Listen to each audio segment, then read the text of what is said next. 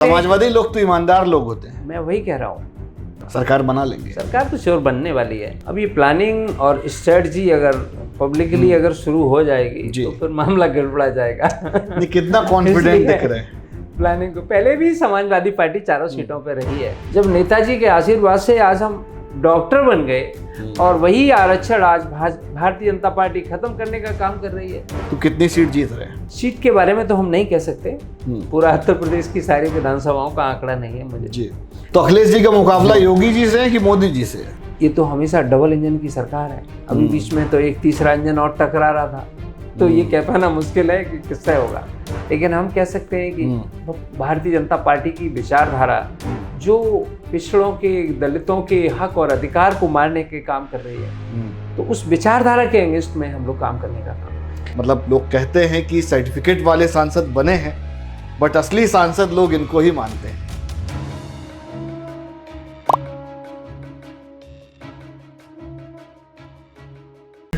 Hello दोस्तों, मैं आप सभी का बहुत स्वागत करता हूं अपने चैनल स्पॉटलाइट विद निखिल में। आज के जो हमारे गेस्ट हैं, मेहमान हैं, डॉक्टर नवल किशोर साक्य जी हैं, जो फर्रुखाबाद की लोकसभा इलेक्शन थी 2024 वाली। मतलब लोग कहते हैं कि सर्टिफिकेट वाले सांसद बने हैं, बट असली सांसद लोग इनको ही मानते हैं। बाई प्रोफेशन डॉक्टर हैं, सुबह से शाम तक सर्जरी करते हैं और अचानक से पॉलिटिक्स में कैसे आ गए। तो पूरी इसकी जो बिहाइंड द सीन जो स्टोरी है, जिनको आप देख रहे हैं डॉक्टर नवल किशोर साक्य जी को, और बम्पर वोट मिले। हालांकि लोगों का कहना है कि भाई 4700 वोट से जीत गए थे। ये सीट खूब कंट्रोवर्शियल रही थी। सर स्वागत है आपका हमारे इस पॉडकास्ट में। बहुत बहुत धन्यवाद निखिल सचान जी, और आपका जो चैनल है जी, स्पॉटलाइट विद निखिल जी, इसके जितने व्यूअर्स हैं, जो फॉलोअर हैं, उनको भी मैं बहुत बहुत प्रणाम करता हूं, नमस्कार, और स्पेशली धन्यवाद भी देता हूं। धन्यवाद इसलिए दे रहा हूं कि शाम के 6 बज गए और मुझे लग रहा है आप आज 10 बजे आ गए थे। हाँ जी। और आपको ज़्यादा ख़राब न लगे इसलिए मैं अपने साथ भी एक जगह ले गया, लखनऊ में ही जी। और उसके बाद आपने देखा कि तमाम मरीज जो देख रहे थे, बहुत जल्दी हमने मरीज भी देखे। आपके पास तो पेशेंट की मैं तो स्पेशली धन्यवाद इसलिए दूंगा कि आज पहले दिन आपने करीब 8 घंटा मेरा इंतजार कर लिया। इसके लिए मैं स्पेशली आप बहुत धन्यवाद नहीं, बहुत थैंकफुल कि आप मुझे साथ में भी ले गए। तो हमने आपको और ऑब्जर्व किया, करीब से देखा। तो शुरू करते हैं सर। जी बिल्कुल। कि जैसे आप डॉक्टर बने बाय प्रोफेशन, तो डॉक्टर बनने की क्या कहानी रही? पहली तो ये, दूसरी ये पॉलिटिशियन बनने की क्या स्टोरी है?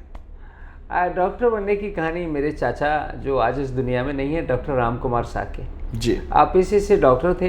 बचपन से हमारे गांव में एक क्लिनिक था जी, और विक्रमपुर जो मैनपुरी डिस्ट्रिक्ट का एक गांव है जी, इतना भीड़ लगा करती थी, तादाद से ज़्यादा भीड़ लगा करती थी। बचपन में हम देखा करते थे लोग बैलगाड़ियों से लेके आते थे।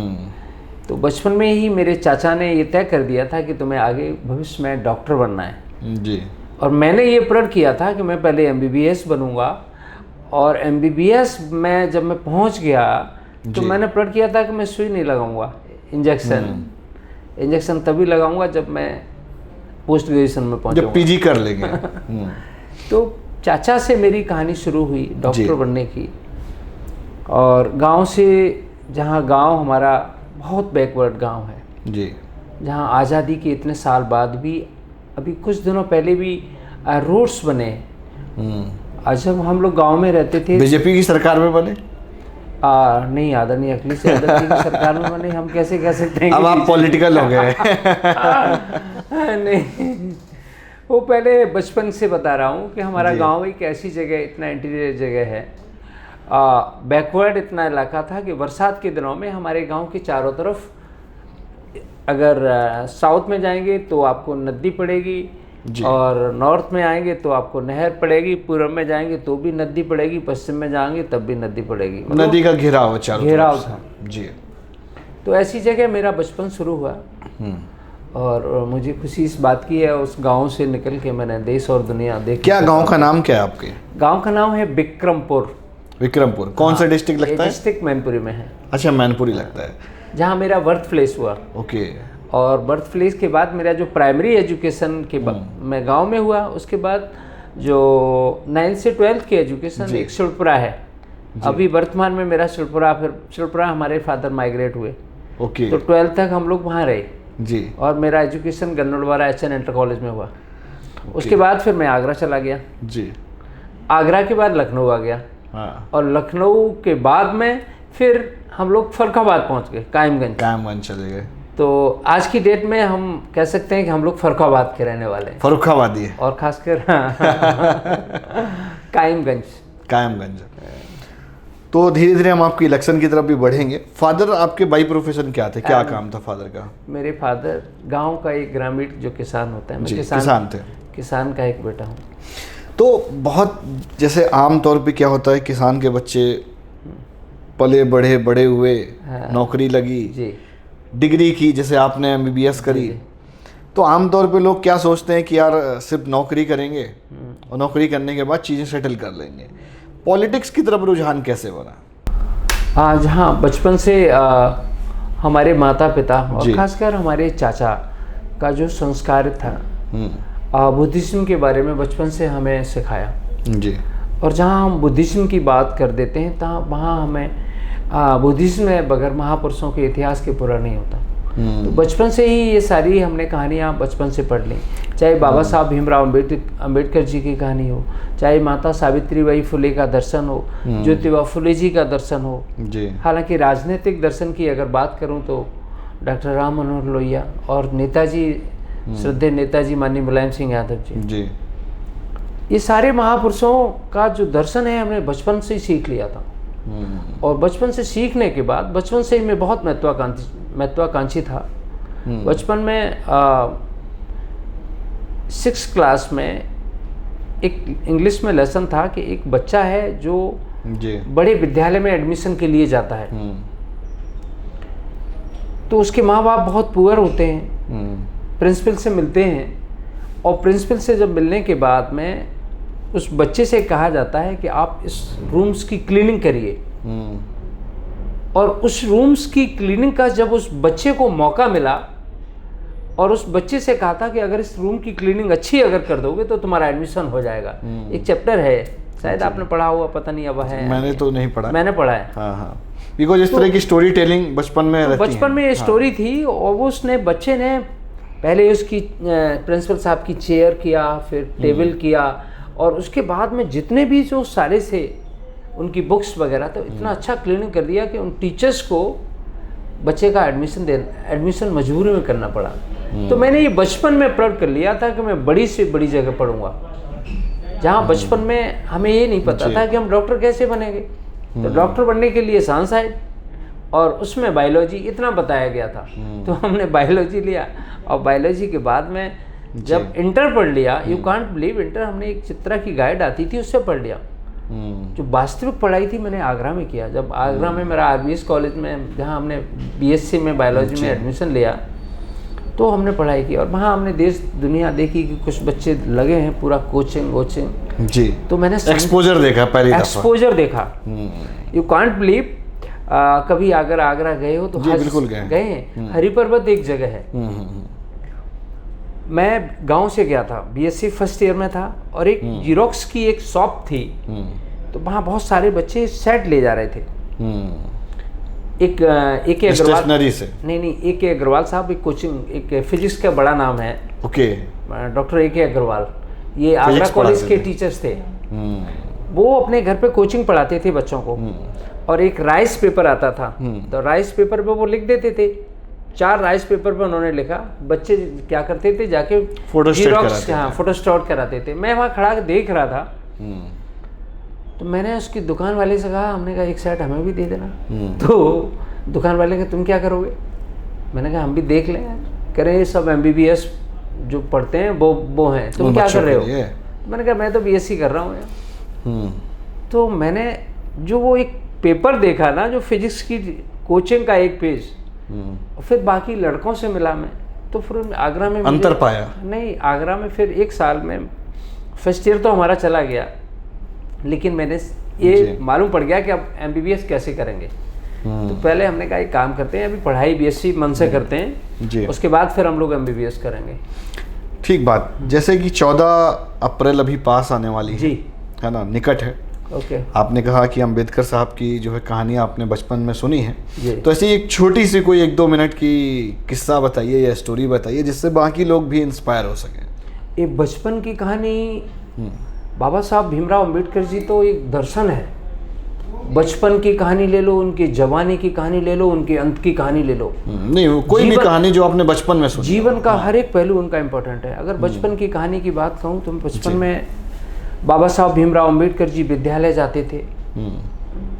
विद्यालय में बाकी बच्चों के साथ में उनको बैठने को नहीं मिलता था, बाकी बच्चे आगे बैठते थे, बाबा साहब भीमराव अंबेडकर जी खिड़की के बगल में खड़े रहते थे।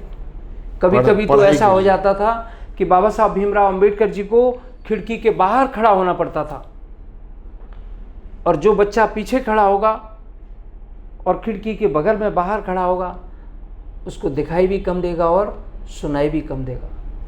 और बाबा साहब जैसा ऐसा प्रतिभाशाली व्यक्ति जिसने बचपन से इतना उपहास सहा, और उसके बाद में जब गांव में लौट के आए तो गांव में पशु और पक्षी तालाब का पानी पी सकते थे, लेकिन दलित और पिछड़े वर्ग के लोग तालाब का पानी नहीं पी सकते थे।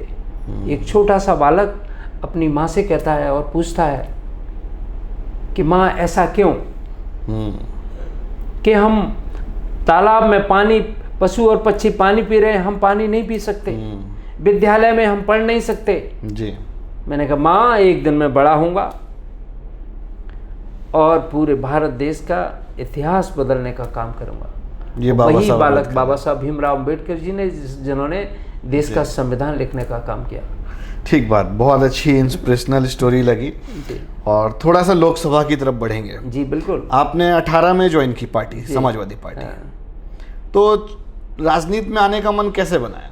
राजनीति में आने का मन, सबसे बड़ी बात, मैंने पढ़ाई के साथ में अपने महापुरुषों को भी पढ़ा। जैसा कि ये चीज़ हमें अपने चाचा डॉक्टर राम कुमार साकी जी से मिली जी। और इतिहास में देखते हैं, चाहे हम बाबा साहब भीमराव अंबेडकर जी को देख लें, चाहे हम माननीय काशीराम साहब को देख लें, चाहे हम श्रद्धेय नेताजी माननीय मुलायम सिंह यादव जी को देख लें, ये सारे महापुरुष, चाहे माता सावित्रीबाई फुले को देख लें जी, ये सारे महापुरुषों ने अपने जीवन में पहले तो कस के पढ़ाई किया, फिर नौकरी किया और उसके बाद में पॉलिटिक्स में किया।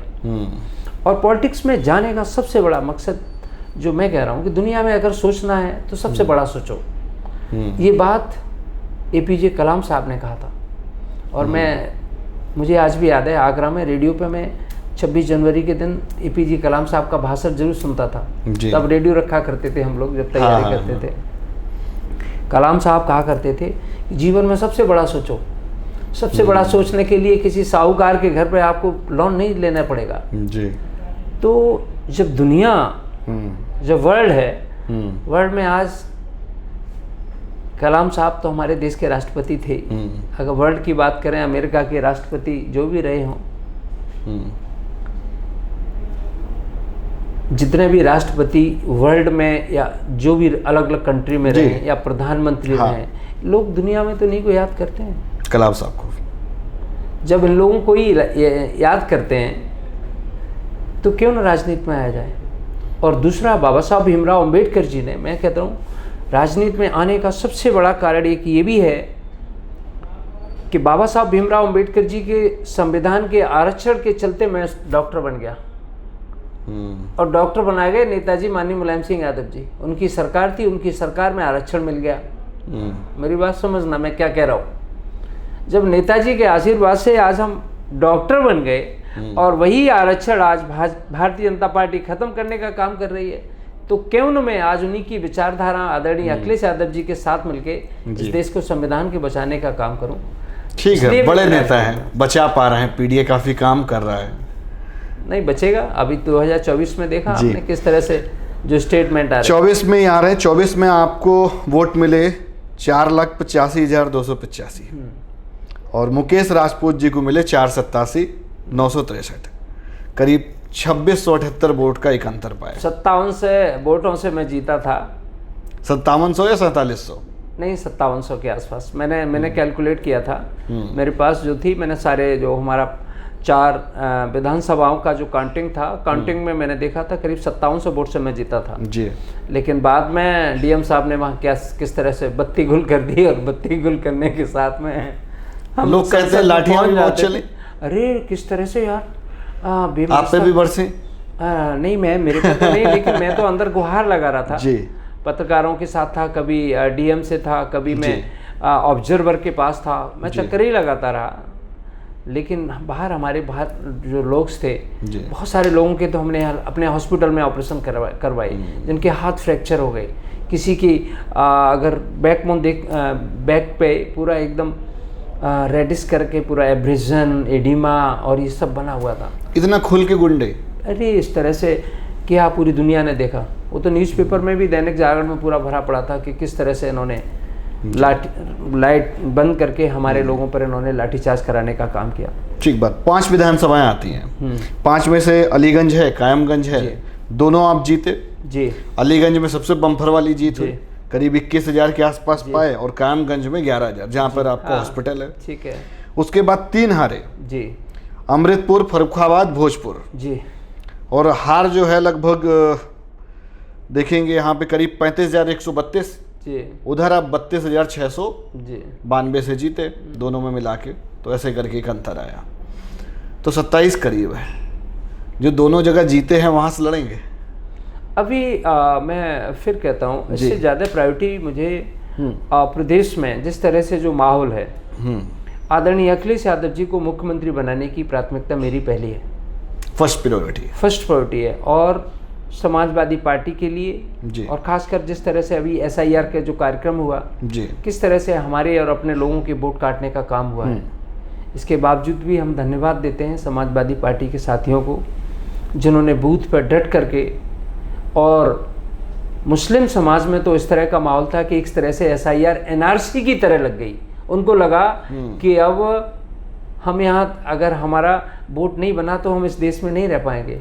तो बढ़ चढ़ के सबसे ज़्यादा एक आप देख सकते हो कि एक मुस्लिम कैंडिडेट ने 4 डॉक्यूमेंट थे उसके पास, आधार था, उसने अपनी नेशनलिटी बचा ली। तो अपनी नेशनलिटी बचाने का काम किया है, और मैं कह सकता हूँ कि 2027 में उसका परिणाम निकलेगा। ठीक बात। लोकसभा 24 जब आप लड़े तो एक बहुत डिफिकल्ट सिनेरियो था। डिफिकल्ट सिनेरियो ऐसा था कि जितनी भी विधानसभाएं थी सब जगह बीजेपी है, एक जगह अपना दल है जहाँ से कायमगंज से, तो वो भी बीजेपी के साथ में ही कॉम्बिनेशन है। तो आपको यहाँ से लड़ने से पहले मन में ये नहीं आया यार कि गलत जगह, अरे पहले ही हम बता सिलेक्शन टिकट मिल रहा है, हाँ, क्या मन में क्या आया? मन में जब गांव का बेहद बैकवर्ड, गरीब और साधारण परिवार का बच्चा जब किंग जॉर्ज मेडिकल कॉलेज में पूरी यूपी में टॉप कर सकता है, तो मेरे लिए फर्रुखाबाद इज नॉट बैड, कोई डिफिकल्ट था नहीं। फर्रुखाबाद में हम लगातार 2015 से हमने लगातार, किसी गली में चले जाओ, उस गली में मेरे द्वारा ऑपरेशन मिल जाएगा। जिस गली में खड़ा हो जाता हूँ, लोग अपना पेट दिखाने लगेंगे, डॉक्टर साहब हमारा ऑपरेशन किया था, कोई हमें अपना जबड़ा दिखाएगा। तो डॉक्टरी काम आ रही है, ऑब्वियसली है।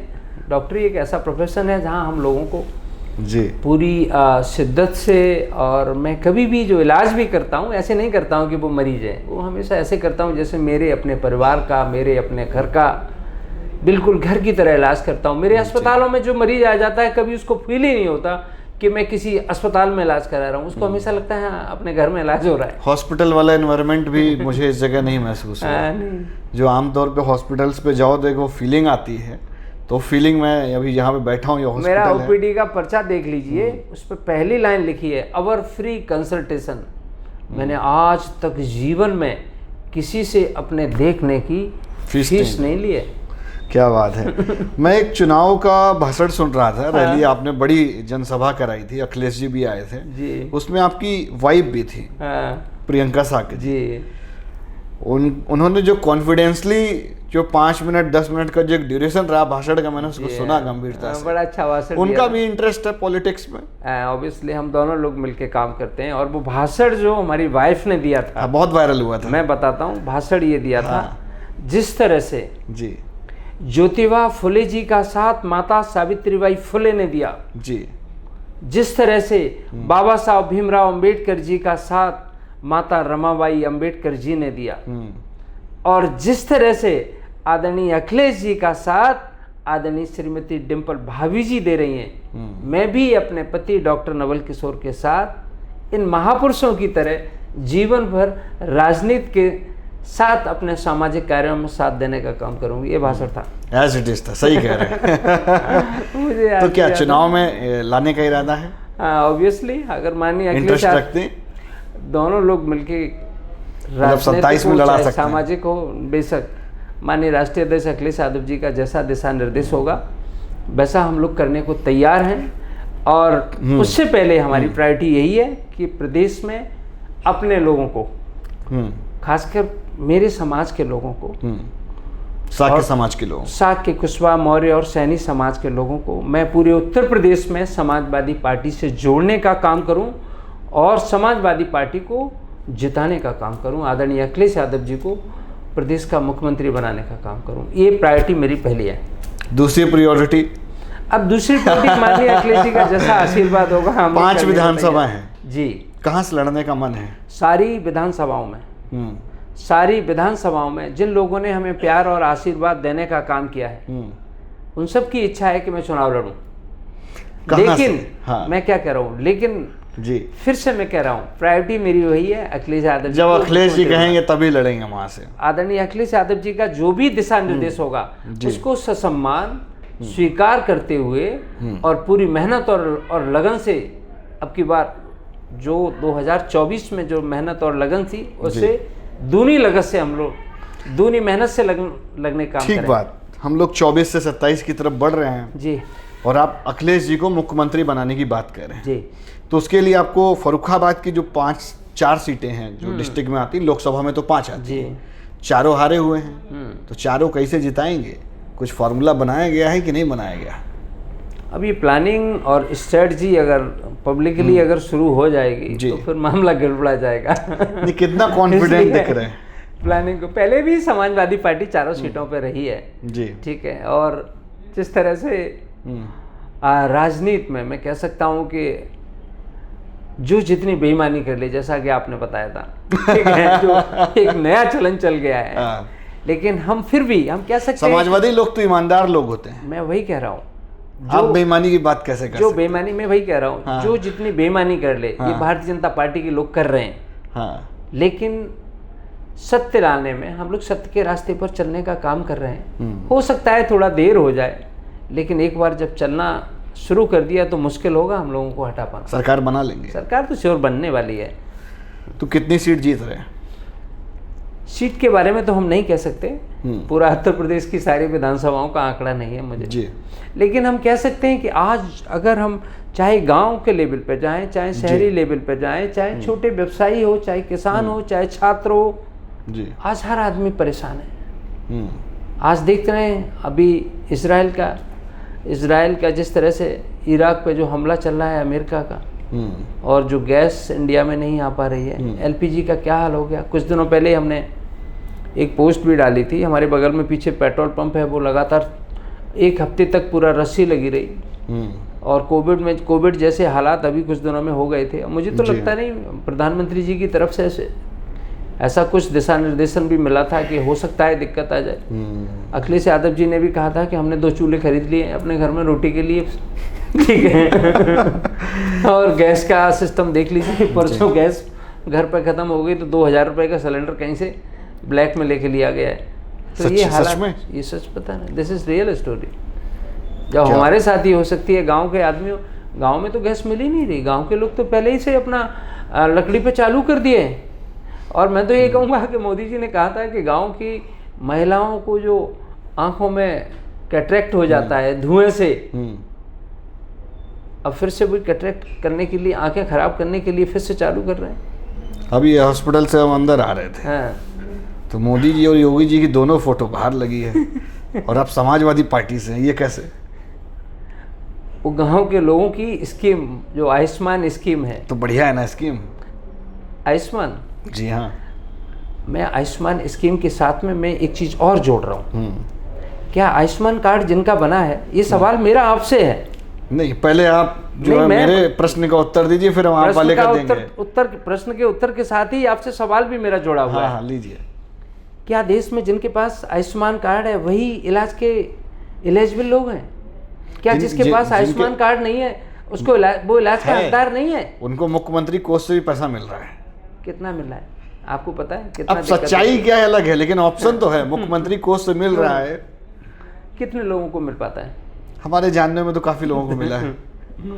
मैं तो एक अब जैसे आपका आयुष्मान चल रहा है 5 लाख रुपए वाला, वैसे ही मिल रहा होगा। सरकार की योजना है, ठीक है, हम चाहते हैं गांव के लोगों को ज्यादा से ज्यादा लाभ मिले जी, लेकिन हम आयुष्मान के साथ में अपनी एक लाइन और जोड़ते हैं जी। जब भी समाजवादी पार्टी की सरकार आएगी, हमारी माननीय राष्ट्रीय अध्यक्ष अखिलेश यादव जी से सिफारिश रहेगी कि आयुष्मान ही क्यों, आयुष्मान के साथ जिन लोगों के पास आयुष्मान कार्ड नहीं है और जो वास्तव में गरीब हैं और इलाज के हकदार हैं, तो उन सबको भी ये सुविधा मिलनी चाहिए।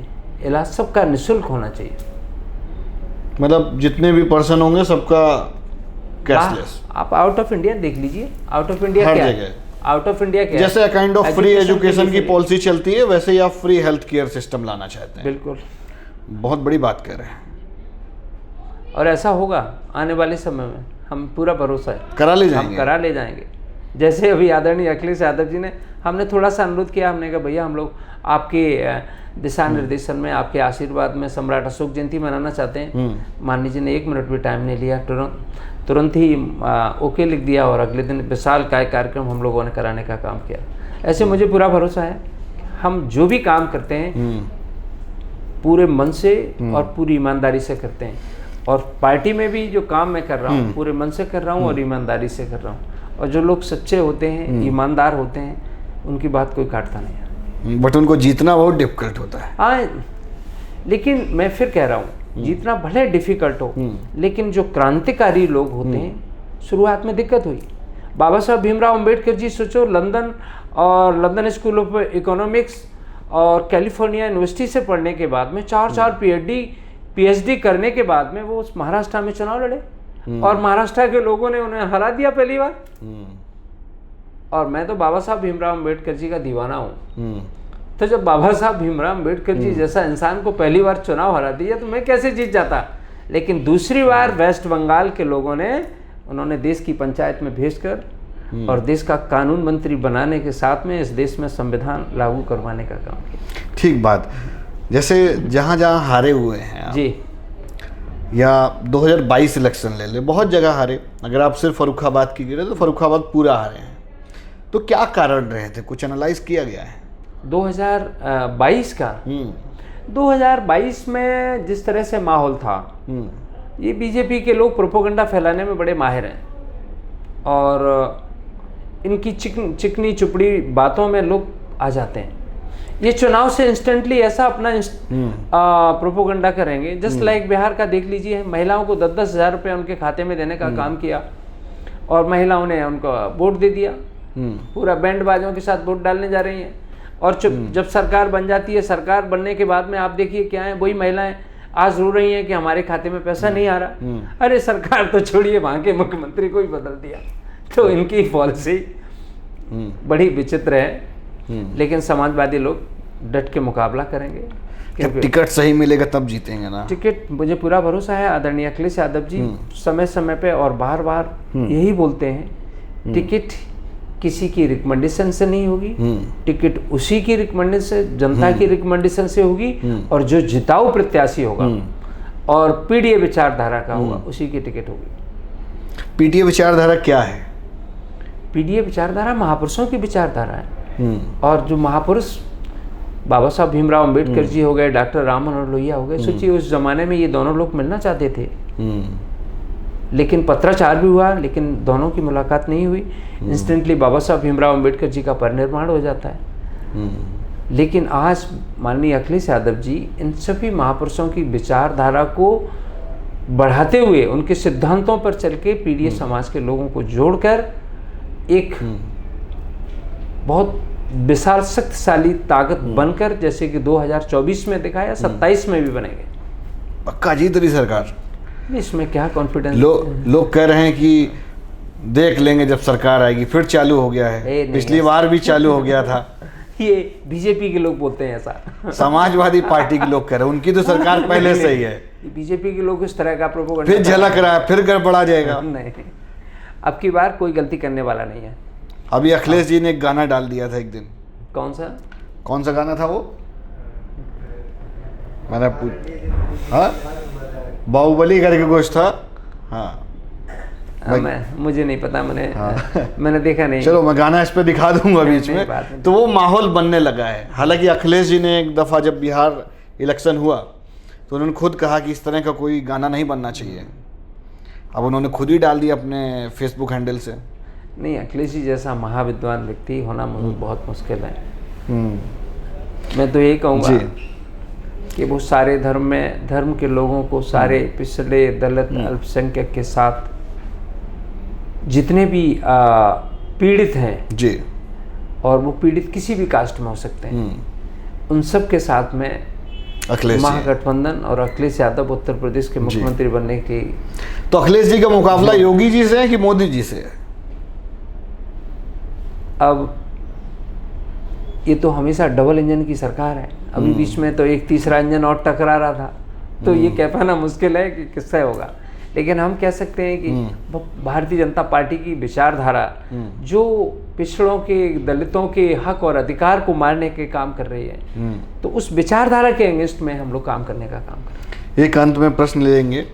स्वामी मुक्तेश्वरानंद जो महाराज हैं जी, उनका भी एक मैं पॉडकास्ट देख रहा था जी। अभी हालांकि प्रयाग मेले में खूब लाठी डंडे उन पे बरसे, अखिलेश जी जाके मिले, दर्शन वगैरह किए। तो अब क्या समीकरण कुछ बन रहा है धीरे धीरे करके? हिंदुत्व थोड़ा सा अखिलेश जी भी ले रहे हैं, मंदिर बनवा रहे हैं, बोल रहे हैं वहाँ अपने आ जाएंगे, फिर उसके बाद अयोध्या जाएंगे, और धीरे धीरे करके माहौल बन रहा है। तो मैं तो यही कहूँगा कि जो भी हमारी भारत देश की जो संस्कृति है, और इस संस्कृति के लिए पूरे विश्व में यही कहा जाता है डाइवर्सिटी इन यूनिटी। अगर कहीं देखना है तो भारत देश में देखिए, यहाँ हर 20 किलोमीटर पे जाके भाषा चेंज हो जाती है जी। हर दूसरे स्टेट में जब हम चले जाते हैं तो वहाँ का पूरा कल्चर चेंज हो जाता है जी। लेकिन सारे कल्चर चेंज हो जाएं, सारी भाषाएं चेंज हो जाएं, लेकिन जब देश की बात आती है तो सारे लोग मिलके काम करते हैं और उस देश के लिए काम करते हैं। मेरी भी आदरणीय अखिलेश यादव जी की भी यही विचारधारा है पूरे उत्तर प्रदेश के साथ, पूरे देश के लोगों के लिए, क्योंकि आज वो देश की पंचायत और समाजवादी पार्टी आज भारत देश की तीसरे नंबर की पार्टी है जी।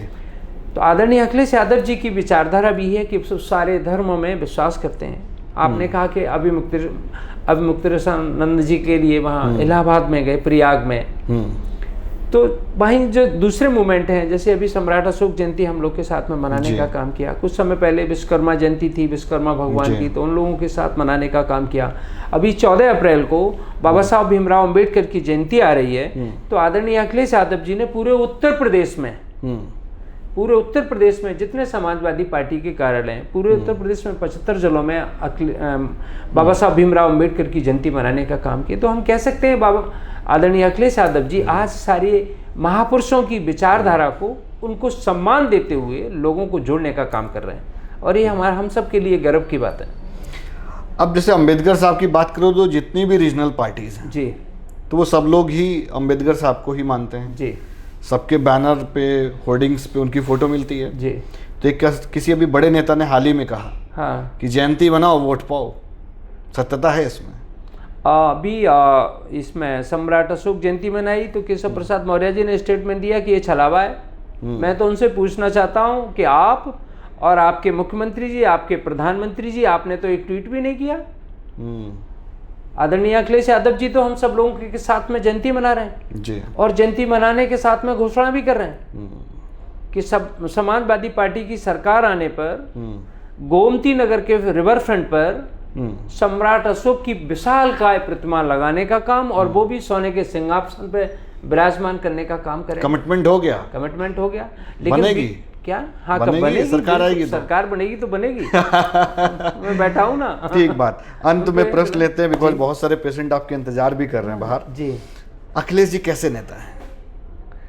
अखिलेश जी, मैं तो ये कहूँगा यूनिवर्सल सार्वभौमिक, उनके अंदर सारी मतलब अखिलेश जी के बारे में हम तो ये कहेंगे सार्वभौमिक नेता हैं। आपकी कैसे मुलाकात हुई अखिलेश जी से? पहली मुलाकात 2018 में हम चूँकि कासगंज के रहने वाले हैं और हमारे, आप तो सीधे साधे डॉक्टर रहे, भोले भाले, कहाँ बीच में टकरा गए? कुछ जीवन की ऐसी परिस्थितियां रही, और जिस क्षेत्र में हम लोग बिलोंग करते हैं वहाँ पर चाहे कोई भी हो, हर आदमी लीडर्स बनना चाहता है। फर्रुखाबाद में? फर्रुखाबाद, हाँ। तो पहली मुलाकात हमारी आदरणीय पूर्व सांसद देवेंद्र सिंह यादव जी ने और प्रोफेसर साहब से मिलवाया। प्रोफेसर साहब ने आदरणीय अखिलेश यादव जी को फ़ोन किया कि नवल किशोर है, वो डॉक्टर है, वो पार्टी में जुड़ना चाहता है। और उस समय मैं राजनीति में आना चाहता था। मैं बड़ी इंटरेस्टिंग कहानी आपको बताऊं जी। उस समय मैं मायावती जी के पास 3 बार जा चुका था।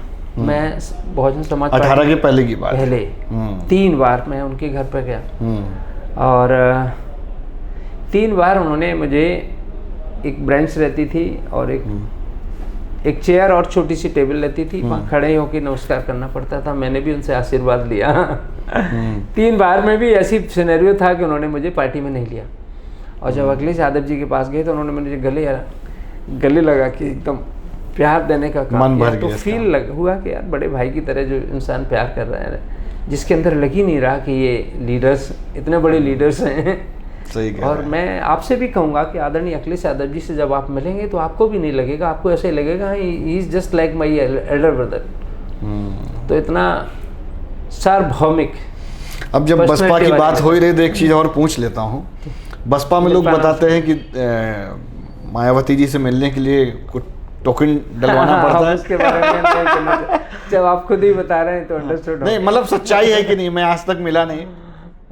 अब जो भी रहा हो उसके बारे में छोड़िए, लीव दैट। मैं तो यही कहूँगा कि वो एक पुराना अध्याय था, जिस अध्याय की मैं कोशिश कर रहा था, लेकिन नहीं जा पाया। लेकिन किस्मत को कहीं और मंजूर था।